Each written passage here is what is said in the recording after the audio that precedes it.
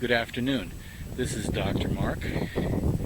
We will be looking at animals and plants of the dunes. Today, most of the video is going to come from the Kitchell-Lindquist Dune Preserve, which is just south of Hoffmaster State Park. They have other plants and animals that the dunes at Hoffmaster don't have.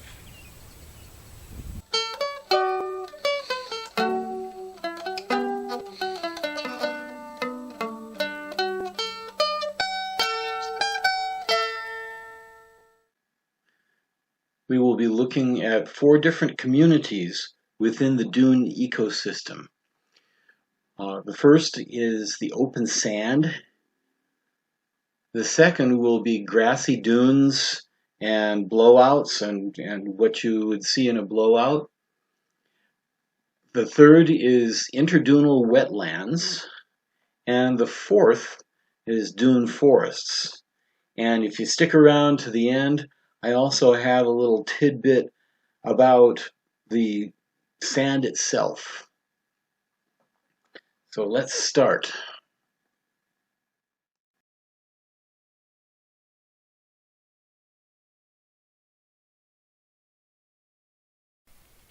Plants cannot survive in the wave zone because of constant low-intensity disturbance, but in the sand it is another story. A large community of microscopic animals, from nematodes and crustaceans to copepods and tardigrades, make their home between the sand grains. The upper beach is only covered by waves every few weeks. Just about the only plant that can survive on the upper beach is sea rocket, a member of the mustard family. Its short life cycle allows it to bloom and set seed before the next storm hits. You don't often see the animals that are on open dunes, but you do see their tracks. This is probably a mouse track right here. Came out probably this morning because he wouldn't have come out in the middle of the day on this hot sand to look for whatever to eat. And then there's this little track right here, right there, along there. You see another set of kind of scuttling tracks. That right there is from a beetle that lives on the dunes. And again, that beetle would have come out this morning and run across the dunes looking for something to eat. They wouldn't come out in the midday. And this is late afternoon, so these tracks were made this morning.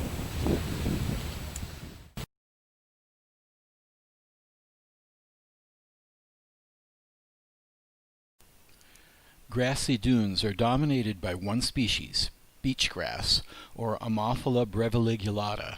Doesn't that just roll off your tongue? The genus name, Ammophila, means sand-loving in Greek, and the species breviligulata refers to a short papery sheath at the base of each leaf. Scientific names describe common features of the organism, be it plant or animal. Notice there are bare spots between the grass plants.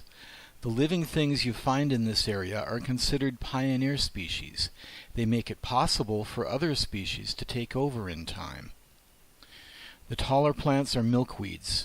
The larger flower heads are very fragrant in late afternoon, attracting an array of butterflies. A rare plant restricted to this community is pitcher's thistle.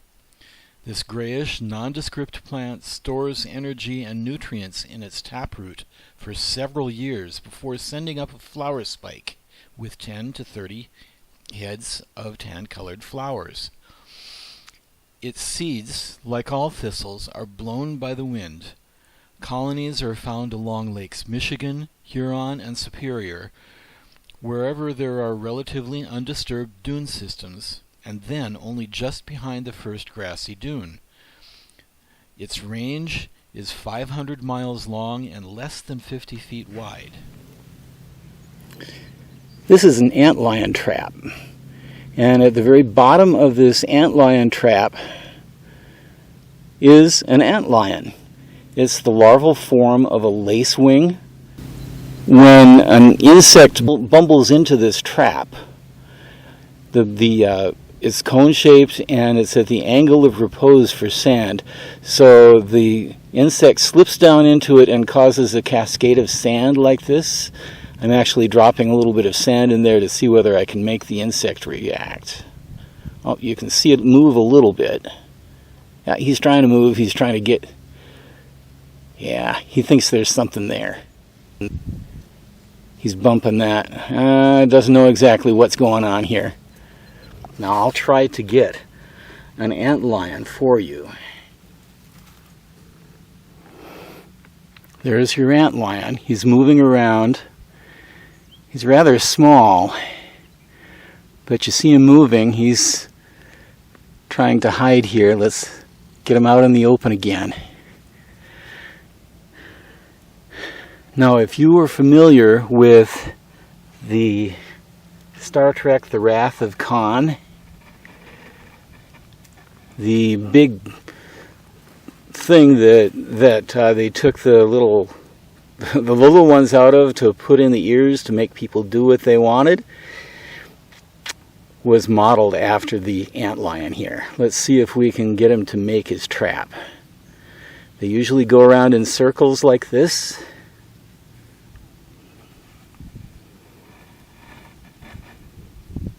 Or it doesn't seem to want to do it right now. He's looking for a place to hide, I think, until it gets a little bit cooler. The hoary puccoon, here found growing up through some steps, is a relative of the forget-me-not. So it has coiled flower stems that slowly uncoil and bloom at the end. It's called hoary because hoary means hairy. And just like other plants on the dunes, this hoary puccoon uses its hairs to help shade itself from the sun and from the reflection from the sand itself. These hairs are sticky, and if you brush up against it, you'll see it sticks.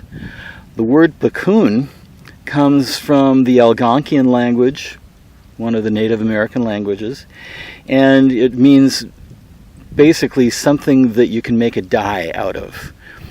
The sap, particularly the sap from the roots for some reason, makes a dark red-orange dye and has been used for probably thousands of years by Native Americans as a dye plant.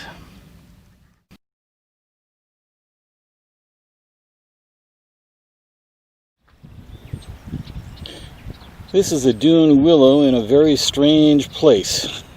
Dune willows usually are on dunes in fairly sterile soil, but this one happens to be next to a little interdunal pond, a temporary pond. The high water during the last 3 years has made this area, which is usually dry, into a small pond. And many of the plants of the dry dunes find themselves with their feet in water. Now, one interesting thing about this particular plant, let's zoom in a little bit. You can see that the leaves are kind of grayish and fuzzy, particularly on the underside, but also even on the top side. They're somewhat shiny, but they've got hairs on them, and the entire stem, especially the new stems, are also sheathed in tiny hairs. Now, there's a reason for this. Usually these plants live on the open dunes, and photosynthesis can actually stop if a plant gets too much sunlight. So what these plants do is they have their own shade built in. They have little hairs called trichomes that are rather shiny, and they reflect that light away from the plant so that it can still photosynthesize in midday. Otherwise, photosynthesis would shut down. There are a number of other plants on the dunes, things like wormwood and pitcher's thistle, that are the same way.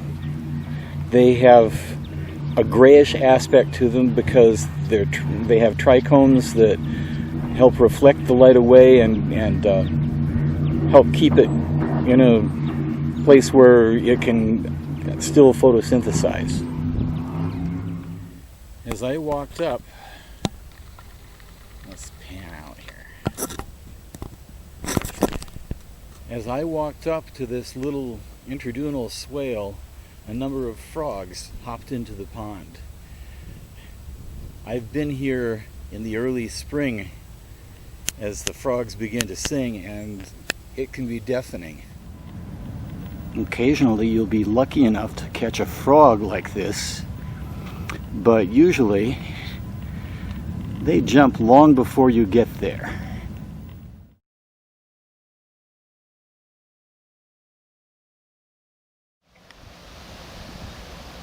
One of the common trees that you find in any of the dune complexes is jack pine. Notice that it often keeps its cones, and these cones don't happen to be open, but if you look around, there is an open cone and there are a number of other cones. Another feature of this tree is that it often keeps its lower branches even though they're dead. Most pines lose their branches. A jack pine is actually a fire-dependent species. It needs that fire to reproduce. The cones either stay on the tree closed or they fall to the ground and get buried by the duff and still stay closed and don't spread their seeds. They are cemented shut by the pitch, and it takes heat to make that pitch soft enough so that these cones can pop open and release their seeds. So usually you'll find these things in a large stand of pretty much all just jack pine, and the trees are designed to burn because they keep these branches all the way up and down the stem, and as soon as a fire starts, it can spread up into the crown and burn the entire tree. Now, why would a tree want to do that? Well, it turns out that the seeds from the jack pine don't sprout unless they are in a very warm soil in bright sun. So the trees will grow up 50, 60, 70 years and produce a lot of cones, produce a lot of dead branches going all the way up to the top. And at some point, there will be a forest fire and it will burn the entire stand, but it will also release nutrients into the ground from the burning, from the ash, and also it will open up the cones so that the seeds can start to germinate. This is typical of a jack pine. So why are jack pines in the dunes, and why do you see open cones like this? There's an open cone there, there's a couple open cones there, and way up in the branches there you can see a number of open cones. Why are they up on top of the tree like that and open? Well, it's because these don't just get heat from the sun, they also get reflection from the sand. So they warm up and they release their seeds even though there hasn't been a fire. So jack pines are also found on sand dunes because of the extra heat that they get from the reflected sand. This is the beech maple forest, common to the forested hind dunes. In early spring, before the tree leaves come out, this area gets a lot more sunlight. This makes a paradise for small plants with short growing seasons, like early spring wildflowers. Hoffmaster Park used to host a Trillium Festival to celebrate these little beauties. A combination of factors forced deer into the more protected areas such as state parks and caused their population to explode. Deer ate all the trillium as well as many other spring plants, and the Trillium Festival came to an end. In order to preserve the diverse flora of the park, park managers and the Michigan DNR Wildlife Division worked out a plan to allow limited hunting within the state park to reduce the deer herd by about half. Let's see if we can find another much smaller vertebrate. Old logs on the forest floor create a dark protected habitat for a variety of creatures from centipedes to salamanders. You might have to roll several logs to find what you want. Make sure to roll them back into place.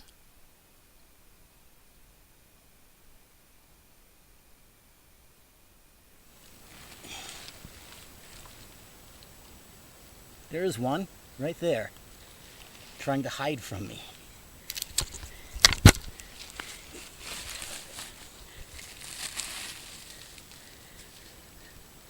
There he is. There's your little redback salamander.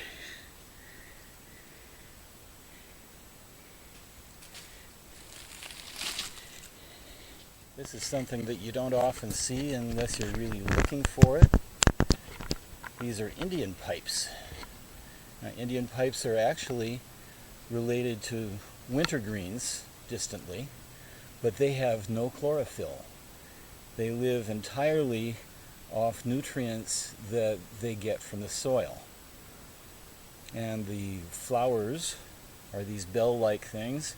They are cleistogamous, which means that they are self-fertilizing. They don't need an insect to help fertilize it. And they come up in early to mid-July like this in fairly rich beech maple woods around here.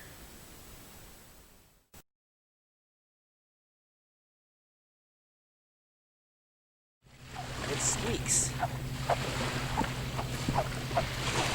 You hear that?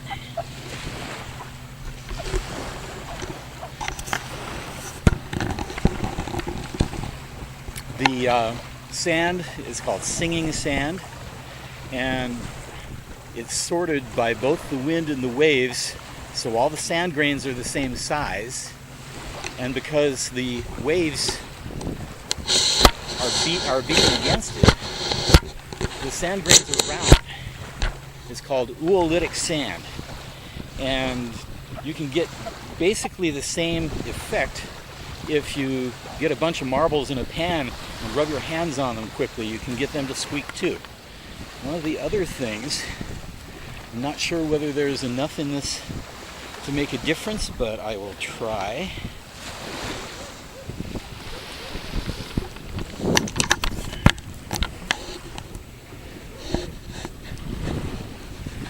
The sand is usually pure,